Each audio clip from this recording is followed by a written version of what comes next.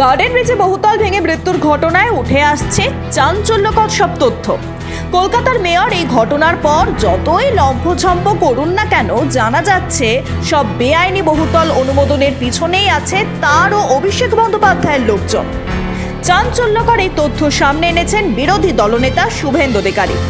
সমাজ মাধ্যমে তিনি ফাঁস করে দিয়েছেন কিভাবে এই দুর্নীতির চক্র চলছে। তিনি জানিয়েছেন, কলকাতা মিউনিসিপ্যাল কর্পোরেশনের বহুতল অনুমোদনের আসল খেলোয়াড় 3 জন। কারা এই 3 জন? এদের মধ্যে একজনের নাম কালী, ইনি মেয়রের আত্মসহায়ক। দ্বিতীয় জনের নাম সৌভিক, ইনি উত্তর কলকাতার এক মহিলা কাউন্সিলরের ছেলে। কেএমসিতে ইনি চাকরিও করেন। আরেকজনের নাম কল্যাণ ব্যানার্জি, ইনি ভাইপোর লোক, কেএমটি, কেআইটি, কেএমসির ঠিকাদার।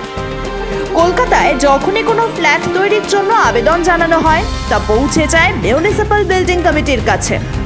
বিল্ডিং কমিটির মিটিংয়ে তা বিশেষ কেস হিসেবে অনুমোদিত হয়। কমিটির দ্বারা অনুমোদিত বিবরণ পৌঁছে যায় মেয়রের চেম্বারে আত্মসহায়ক কালীর কাছে। ওই চেম্বারেই ঠিক হয় কমিশন বা কাটমানি কত নেওয়া হবে, এর জন্য কোন এলাকায় ফ্ল্যাট হচ্ছে, কী ধরনের প্রকল্প, তা খতিয়ে দেখা হয়।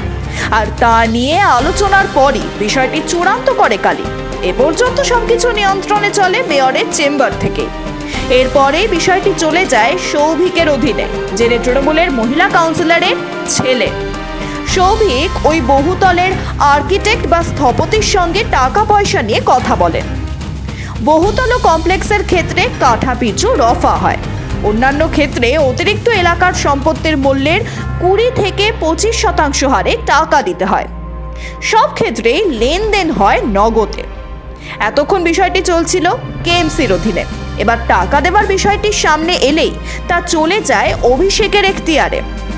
বহুতলে যিনি আর্কিটেক্ট, তিনি প্রমোটার বা ডেভেলপারকে বলেন টাকা দেওয়ার জন্য। ওই টাকা দিতে হবে কল্যাণ ব্যানার্জিকে, যিনি ভাইপোর হয়ে কাজ করেন। কেএমসি চত্বরে কল্যাণ ব্যানার্জির হয়ে কেউ একজন টাকা সংগ্রহ করেন। টাকা দেওয়ার 15 মিনিটের মধ্যে আর্কিটেক্টের কাছ থেকে ফোন আসে, যাতে নিশ্চিত করা হয় কাজ হয়ে গেছে। এরপর 24 ঘন্টার মধ্যে ওই ফাইল পৌঁছে যায় সংশ্লিষ্ট ব্যুরো অফিসে। তৃণমূল জামানায় এভাবেই চলছে দুর্নীতির চক্র। এলাকার কাউন্সিলর, বড় চেয়ারম্যান থেকে মেয়র পর্যন্ত সকলেই জানেন কোন চত্বরে আবাসন পিছু কত টাকা পাওয়া যাবে। এই দুর্নীতি চক্র এতটাই সাবলীলভাবে চলে যে শাসক দলের একজন সামান্য প্রতিনিধিও 5 বছরে কোটি কোটি টাকার মালিক হয়ে যান। এই দুর্নীতির জাল ছিঁড়তে গার্ডেন ব্রিজ কাণ্ডের পর আরটিআই করেছেন বিরোধী দলনেতা।